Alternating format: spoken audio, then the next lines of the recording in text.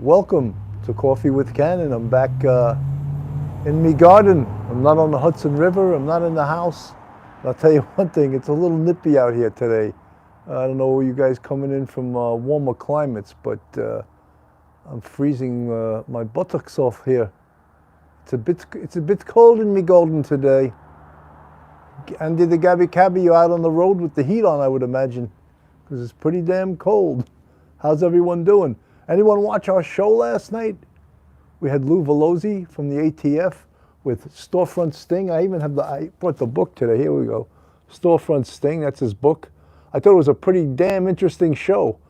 Rita Schaefer, hi, how are you? This is the fellow who was on the show last night, Lou Velosi, an American hero, definitely, with undercover ATF. The work that he did in Savannah. Jamie Pimentel, hey guys, how you doing? Good to see everyone. Anyone else sitting outside, or am I just the only crazy one that's sitting outside?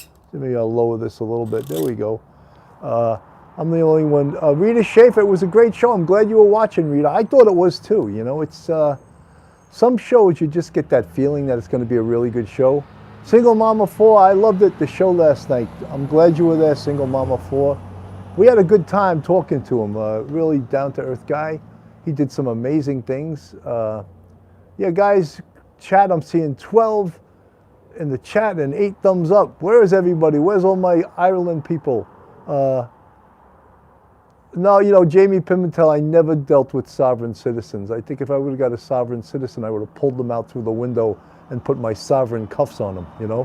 Heidi ho! Heidi, Heidi, Heidi ho, hody, hody, hody ho. I like that name, Heidi ho. That's a great name. I never dealt with a sovereign citizen. Ruth Ann Griffin, like the 4 blue hearts. Rita Schaefer, ha ha. Alicia B, good afternoon. Rachella Pranzo, always on board, Rachella. Great to see you. And where's Lieutenant Pete? I know he can't be too far behind. Single Mama 4. You guys, we got a great show coming on tonight. I was going to wait a few minutes to talk about it before we get more people in the chat. No, that tune, Heidi, Heidi, Heidi Ho, that was Cab Calloway. Remember he was in the movie The Blues Brothers? And he did that Heidi, Heidi, Heidi Ho, and then the audience goes, Hody, Hody, Hody Ho, Heidi, Heidi, Heidi Ho. Why do I always wind up singing on these shows, you know? It's not in my contract, you know, but for you guys, anything, you know, anything to have you guys come by. So yeah, Lou Velosi last night, what a story. Greetings from Montreal, Quebec. Must be cold in Montreal, must be really cold. Some of the same names I'm seeing, Alicia, Rachella Pranzo here, Scott Wagner, hey Scotty, how you doing? How's everything going, you know? You know, one of the things that I noticed, the longer, I guess you're on this earth, Sana, Elise Holtz Johnson, great to see you. The longer you're around, you know, people that you worked with, you see passing away. And it's really, it's an upsetting thing. Not only does it remind you of your mortality, but it, Jacqueline Moore, watching from my office, love the show. Thank you, Jacqueline, that's great.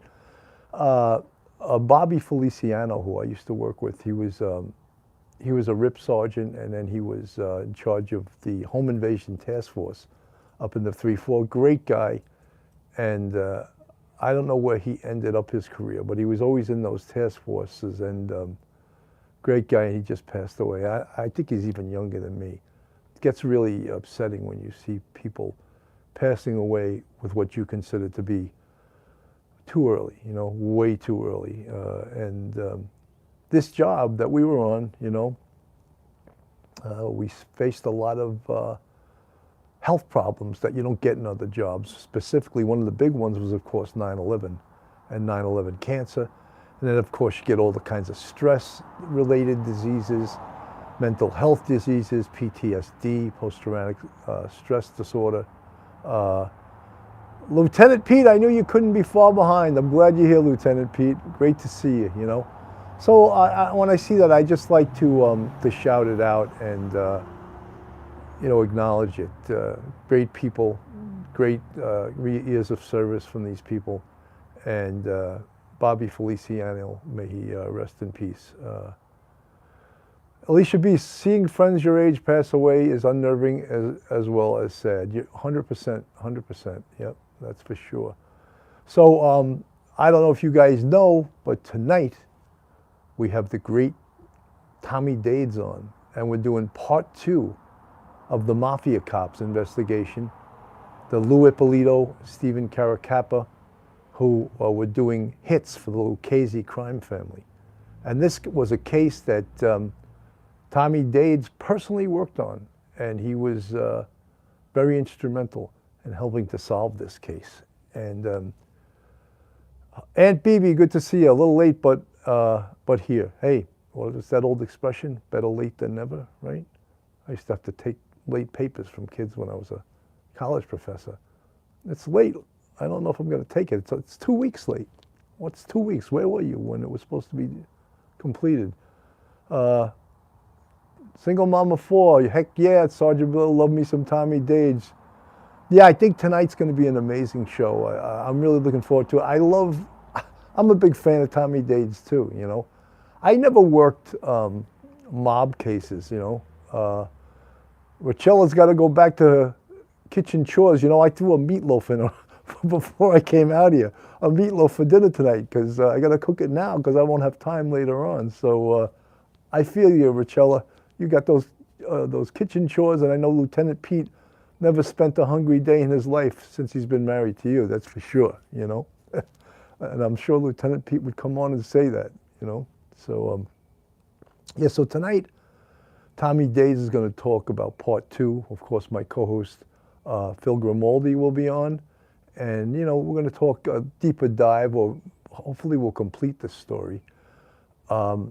I have 2 women. I have another show, and I think that a lot of women that listen to our show, some of them victims of domestic violence, will enjoy a show by a woman named Leslie Morgan Steiner, who actually is a very accomplished woman, has written 4 books, but in her early 20s, she was the victim of domestic violence and got stuck in a very abusive relationship. And she's going to come on the show, and along with her, Dr. Debbie Goodman she's a professor at St. Thomas University in Fort Lauderdale, Florida.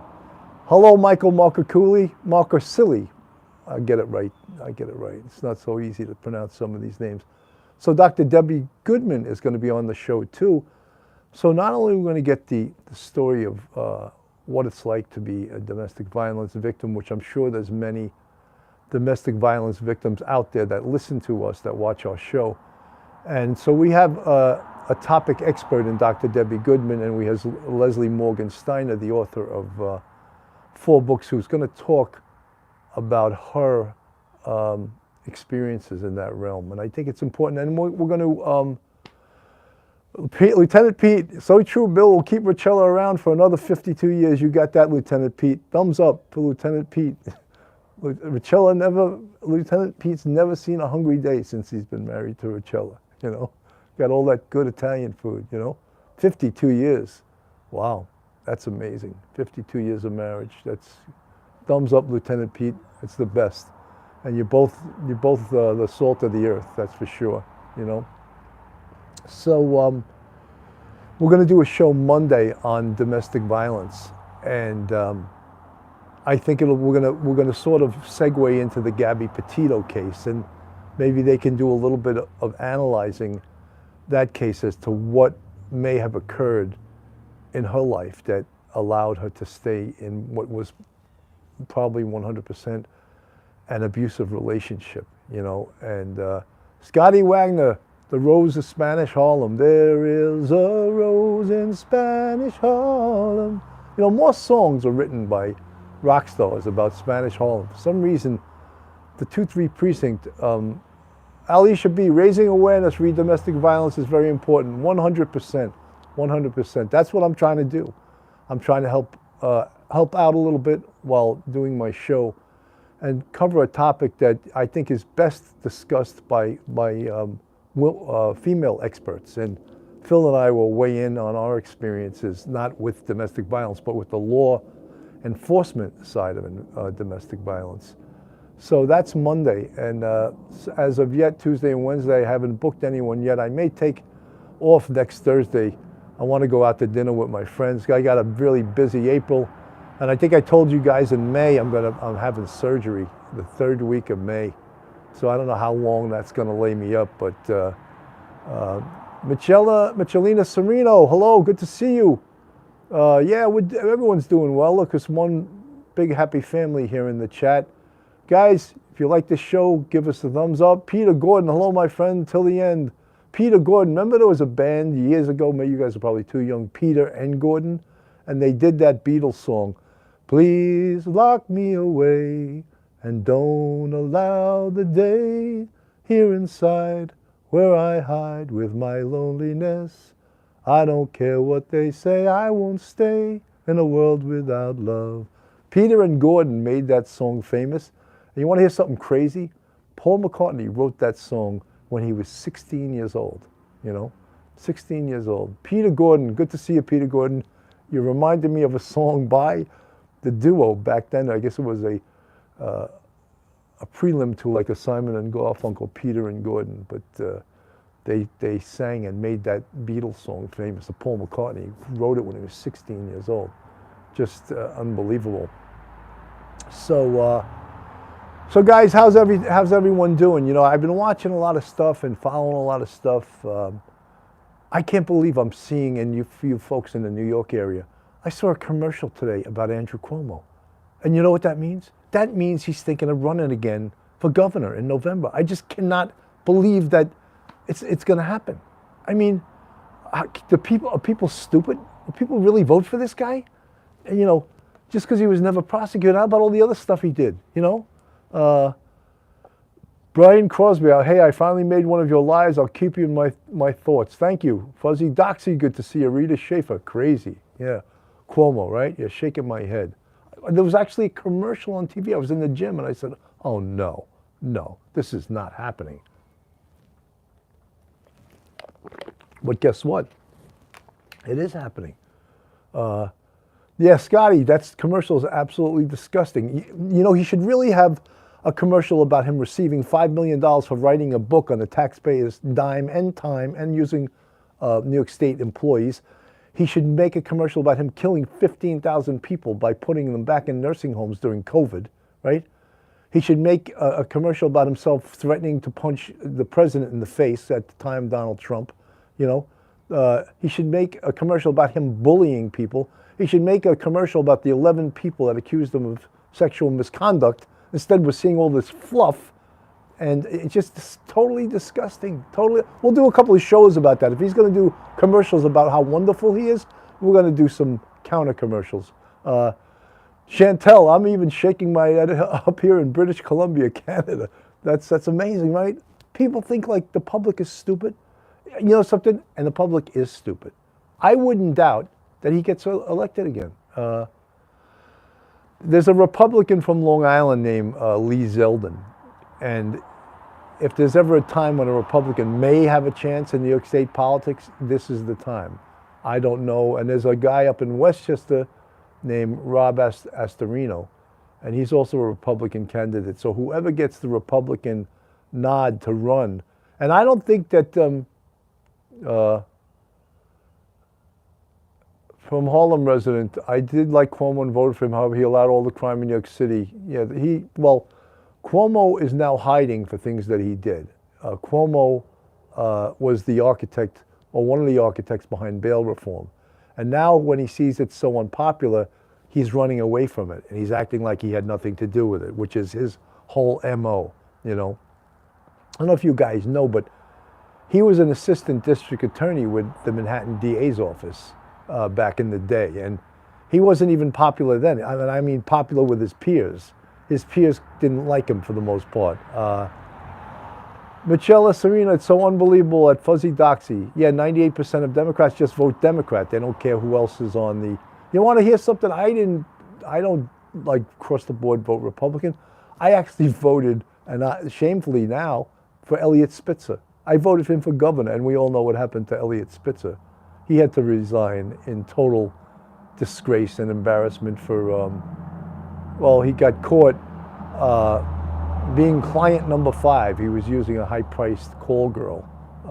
Kieran Reed, hello Bill from Manchester, England. Lee Zeldin for governor, and guess who's running mate? DJ Allison Esposito of the 7-0, right? A deputy inspector, Allison Esposito. Her father was a chief, Allison Esposito. Number 1 fan, hi Bill, hope you are so well. I'm doing well, guys. You know, I'm working hard. Like, there's a lot of, not that I'm complaining, but there's a lot of work to do with the podcast that you guys don't see.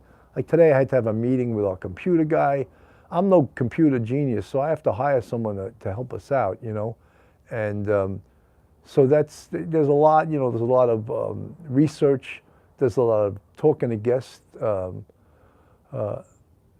BK74, I take client number 5 over Cuomo today. Yeah, I agree, you know. Actually, Spitzer was an arrogant guy, but very competent.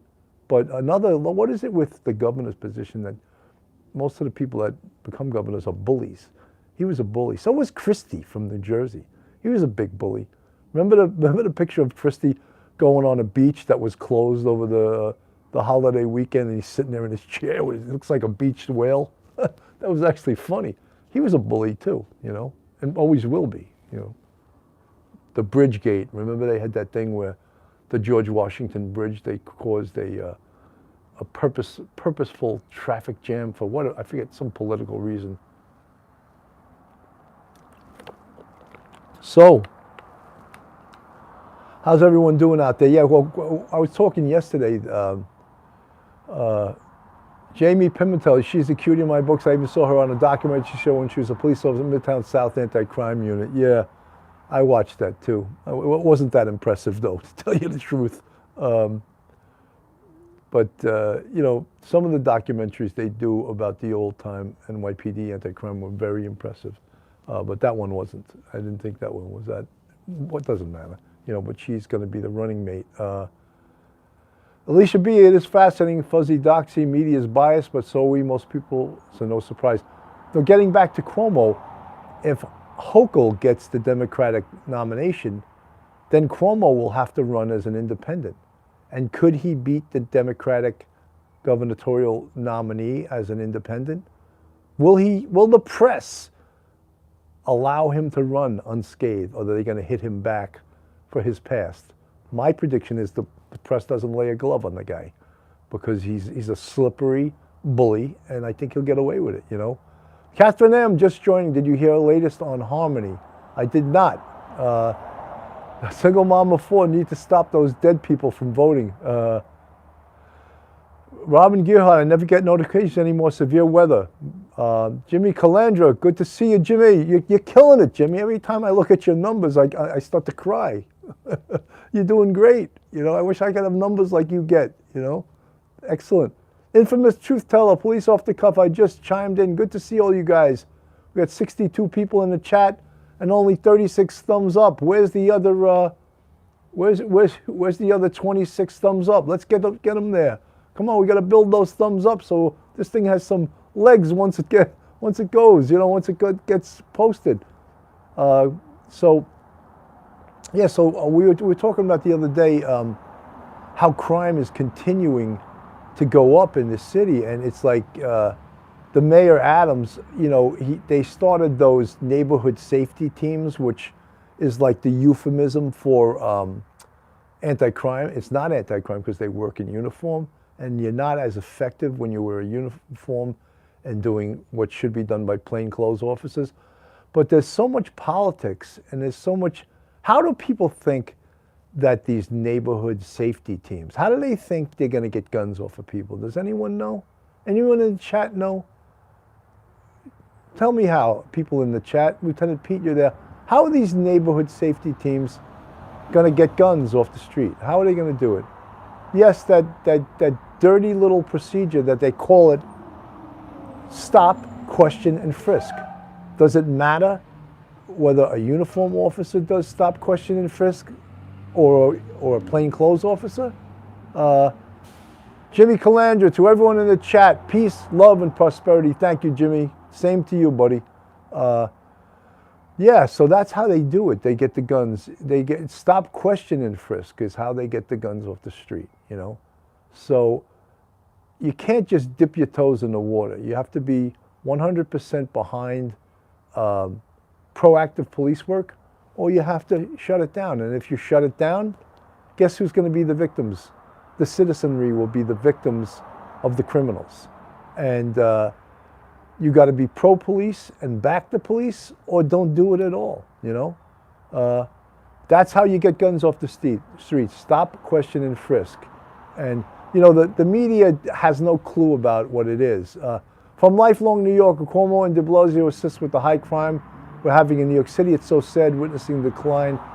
Yeah, it is sad. And, you know, people like myself and some of the other police officers that watch this show, we were part of that historical crime drop in New York City. And it's not rocket science as to how it's done. Really, it's done through proactive police work, getting rid of politicians out of police. Get politicians out of police work. They don't belong in police work. The city council are a bunch of leftists. They do not belong in commenting, quoting, doing anything in regards to police work. The bail reform has to go. It has to go. And, you know, you even get these, like the New York Times, they'll say there's no evidence that bail reform, where do they get that there's no evidence? The police department put out statistics specifically showing that bail reform has caused a huge drop in crime. Does the New York Times not read the same statistics that I do? Crime is up, I think it was 59% in the 7 major crimes. Is the New York Times, are they ditzy? You know, how do they not see the statistics? There's no evidence. That's their favorite line. There's no evidence. Whenever they want to put something out there in their opinion, which they shouldn't be an opinion piece. Sergeant Friday, good to see you. We need Bill Gannon. Oh, I'm Bill Cannon, not Gannon, but I'm here. So that's Sergeant Friday. Photo Flies Photography. Aloha, Grizzly community here. Rita Schaefer, it's crazy. Single mom of 4. Good, agreed, Bill. Sergeant. Guys, if you're not subscribed to this channel, shame on you. But you have a chance to rectify it. Go on our YouTube, hit the subscribe button, give us a thumbs up, ring that bell, you know? Ring that bell, and if you want to support us, we have a Patreon with 3 different levels. And if you want to join our YouTube family, you can go on there. There's 5 different levels on our YouTube family. And you'll be in the green font when you come on the chat. And you get some extra content. Fuzzy Doxy, Jamie Pinsel, yes, sub to the channel. You know, one of the things that and I spoke to you guys the other day, Rita Schaefer, good to see you. Subscribe, ring that bell. We get sometimes more views. Photo Flies Photography. You're not subscribed. What are you waiting for? Photo Flies Photography. We get double sometimes or triple the amount of viewers on Facebook than we do on YouTube. I just don't understand it. I think what it is a lot of cops, and don't take this wrong, a lot of cops are lazy and they just won't go on YouTube and subscribe. Or a lot of cops are technologically deficient. They don't know how to get on YouTube. The older ones anyway. The new ones should know all about it because, you know, they were raised with the computer. But all you have to do is go on YouTube, subscribe. Some people don't know how to go on YouTube because they don't know how to start their own, you know, YouTube. Photo Flies, no, I'm silly. Talking to the others. That's good, guys. 67 in the chat, 55 in the thumbs up. Let's get that. Let's even that out. Let's get more people to give us a thumbs up. Cops support cops. They do. Cops do support cops, but on the computer they don't always, you know. Like we have a lot of cops. I bet you we have more cops from other agencies that watch our show than we do from NYPD. I don't know why that is, but I think a lot of cops from other agencies, you know, they love to watch podcasts. They love this podcast. And we appreciate all cops, you know. Fuzzy Doxy, my sister is like that. I can't take it. Cheers, everyone. This is Coffee with Cannon. Backyard beverage. I don't know what to call this show.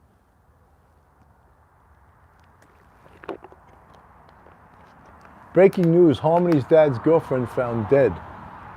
You know, I haven't covered that story or that case, so I can't really speak upon it, but horrible that his girlfriend was found dead. I can't speak intelligently about that. Photo Flies Photography just says, whoa, whoa. I'm saying whoa because it's cold out here, you know. But also the Dutch Doyle Discussions is a retired NYPD detective. There's lots of podcast guys. They're all over the place, you know. They're all over. And tonight we got Tommy Dades on, retired. Bill, if the real low-level inmates, I can understand. I couldn't believe how sideways it all went. We would left a rapist, violently set people on bail.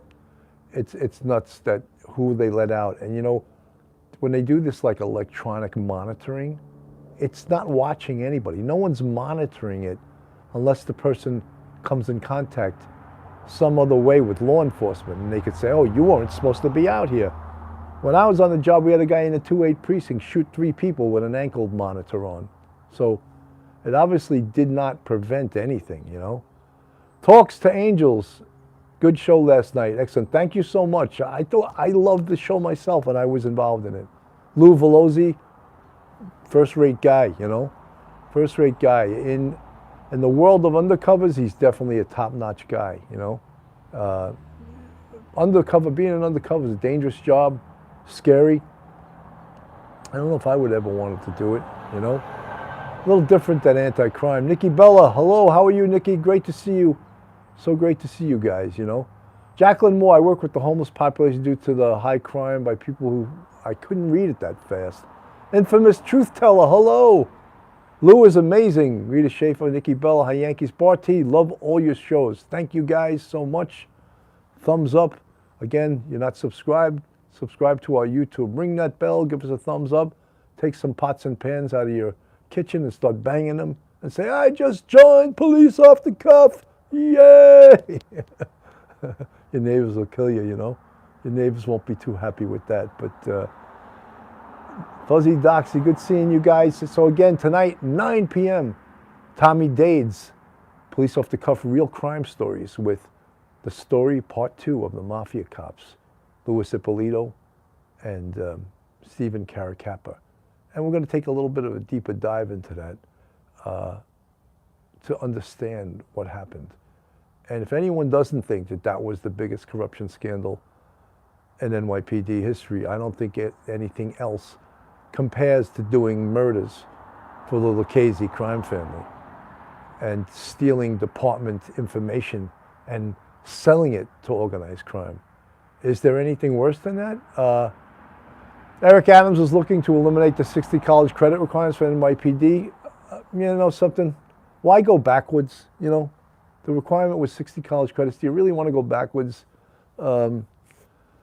Maybe, you know, they could use other things.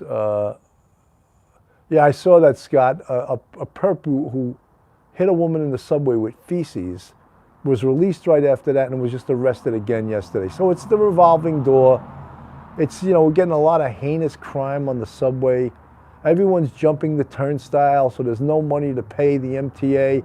But you know what their solution? BK-74, C-95 material. You know what the solution is for the politicians? Congestion pricing. Yeah, let's charge people that own vehicles extra to drive through the city because they don't pay enough taxes. They don't pay enough to get their registration. They don't pay enough to get their car insurance. They don't pay enough gasoline taxes. So let's hit the people. Yeah, Lieutenant Pete, you're 100% right. We could go out there and still do this job, I think. And you probably could too, Lieutenant Pete. You definitely could. You could run a whole anti-crime team like you ran a whole squad in street crime.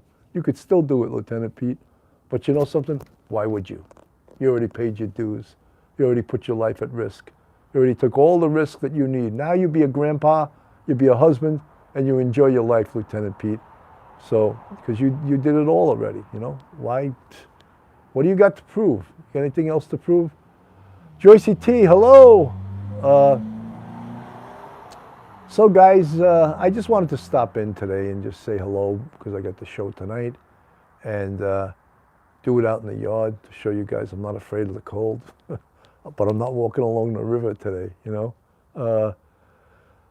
El Barrio, Spanish Harlem, yes, the Rose of Spanish Harlem. We used to have a guy in our squad who's now the vice president of the Detective Endowment Association, Paulie Morrison. And Paulie was a great artist. And he would always draw caricatures of the different detectives in the squad. And I remember he made the emblem for a T-shirt that they made in the 2-3, which was the Rose of Spanish Harlem. And he was a very, very talented guy. You know, he still is a talented guy, but he's the vice president of the Detective Endowment Association, the union that represents detectives. That's Paulie Morrison. So guys, I think I'm going to Beverly Spiva, Jacqueline Moore. Adams is a 25-year officer. He's very much aware on how to do the job. Yeah, Lieutenant Pete's still getting the itch to do some police work. I don't know.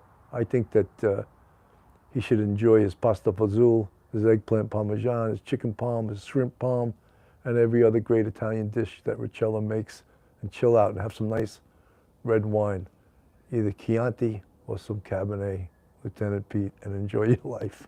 Enjoy your grandchildren, right? 100%. So guys, I'm gonna cut out now. Thank you so much for listening. It's always good when I take a few, you know, a half hour or so to talk to you guys in the afternoon. Gets me revved up for this evening. So guys, have a great night, a safe night, and I'll see you at 9 p.m. tonight. Great.